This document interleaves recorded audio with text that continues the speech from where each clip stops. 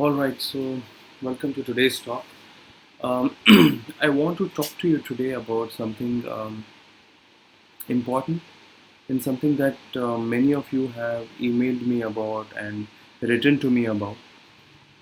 How to analyze case, which approach to use.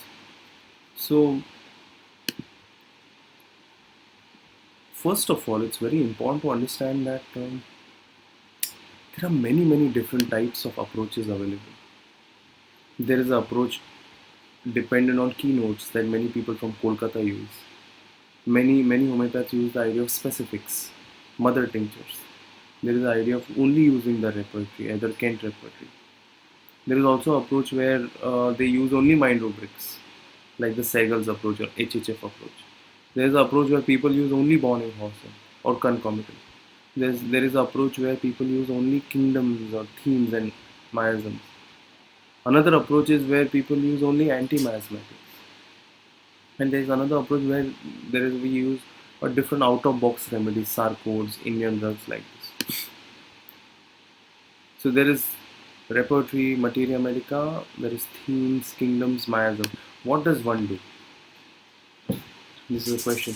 What is the main secret? How to do it? Because the kind of person I was, in last decade, I tried to learn from different people, and I almost tried to master all the methods that I possibly could. So I learned a lot about keynotes from my teacher Vijay Vaishnav. I learned a lot about repertory from a lot of different teachers. I learned about pathological prescription at Kolkata, Materia Medica Pura with N.M. Khan.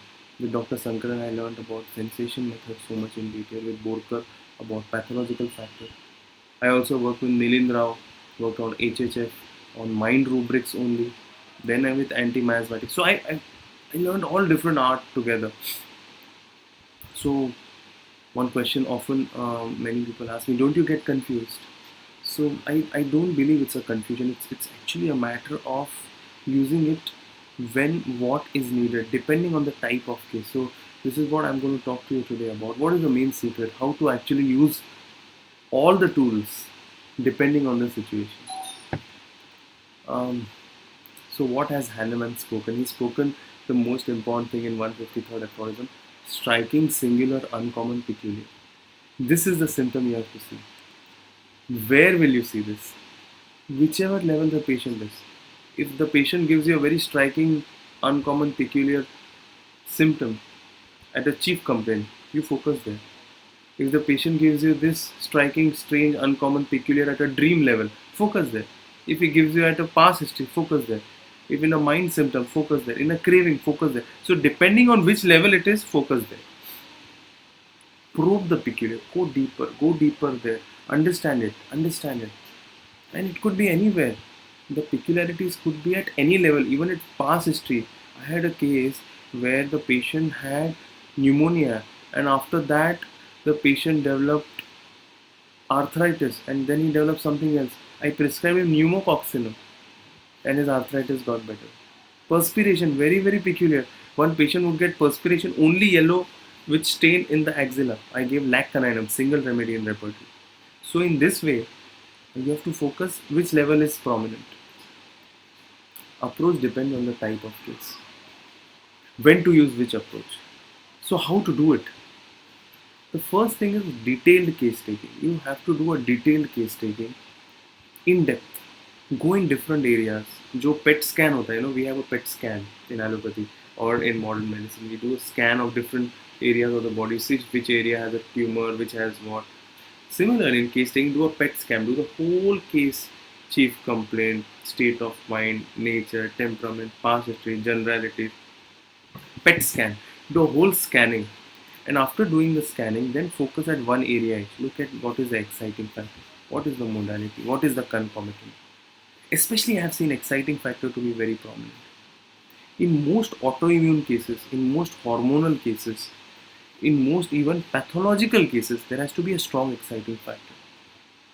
Go there, go in the exciting factor. Then also try to understand the nature of the person. The dreams, especially dreams which are repetitive, would be important. Not any dream. even interest in hobbies, sometimes stressful situations. So it's important to understand how a person has reacted in a stressful situation. I give a lot of importance to physical generals also. Craving, aversion, sleep position. Importance to past history of illnesses. Past history of illness could often give me something very, very peculiar. So understanding all of this, I also try to understand the deeper pattern. What is the pattern? Is the deeper pattern more sensitivity? Is it more of structure, more of survival? So you look at all of this together. Depending on the type of case, choose the repertory. There are different types of repertory. If mind symptoms are prominent, look at complete repertory or Kent. If concomitant or modalities are there, use Boger Bonninghausen. If generals are there, Fata. Clinical symptoms with broad symptoms, Nair. Only clinical diagnosis, pathology, Boric repertory. So we have so many different tools available. Formulate a totality in your mind. Evaluate. And then look at the symptoms. Look at the theme. Look at all together. After you look at the remedy that you get, then also study the provings. Understand if you get the remedy silica, then read from Allen Encyclopedia, read from Hahnemann and Pura. Then depending on the remedy that you choose, then start looking at potency. Potency depends on the pathology. What is the type of pathology? If it's a chronic obstinate pathology, then probably look at LM scale. If the susceptibility is high, look at other susceptibility. Type of remedy chosen also decides the potency. Some remedies act better on certain potency. Ceonanthus will act better in low potency. Nosodes will act better in high potency. Also do counseling with the patient. Explain the patient about their patterns within them. So don't give up. Don't give up. This is what I want to tell you, my friends, dear homeopaths. You're going to keep learning, you're going to keep evolving. So don't stop the pursuit of excellence. Write to me what you want me to talk about, and subscribe to my channel, and keep in touch.